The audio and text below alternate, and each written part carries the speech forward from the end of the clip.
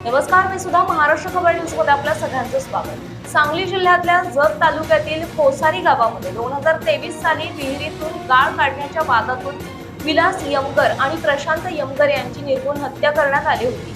या गाजलेल्या double murder प्रकरणाची सुनावणी सांगली येथील न्यायालयात सुरू असतानाच या खटल्यातील मुख्य साक्षीदार दादासो नामदेव यमगर यांचा सुपारी देऊन काटा काढण्यात आल्याची खळबळजनक घटना उघडकीस आली आहे। दादासो यमगर हे फिर्यादी प्रवीण यमगर यांच्या सोबत मोटरसायकलवरून सांगलीच्या दिशेने निघाले असताना कवठे महाकाळ तालुक्यातील नागज फाट्यावर त्यांचे अपहरण करण्यात आले होते। या घटनेमुळे सांगली पोलीस दलात मोठी खळबळ उडाली असून प्रत्यक्षदर्शी साक्षीदाराला संपवल्यामुळे गुन्हेगारांच्या मुजोरीचा प्रश्न पुन्हा एकदा ऐरणीवर आला। साक्षीदाराचे अपहरण झाल्याची माहिती मिळताच सांगलीचे पोलीस अधीक्षक तुषार दोशी, अपर पोलीस अधीक्षक कल्पना बारवकर आणि इतर वरिष्ठ अधिकाऱ्यांनी तातडीने घटनास्थळी धाव घेतली होती। पोलिसांनी गेल्या 24 तासांपासून दादासो यमगर यांचा कसून शोध घेण्याचा प्रयत्न केला होता, मात्र आरोपींनी त्यांना कर्नाटक राज्यातील अथनी तालुक्यात नेऊन त्यांची हत्या केली।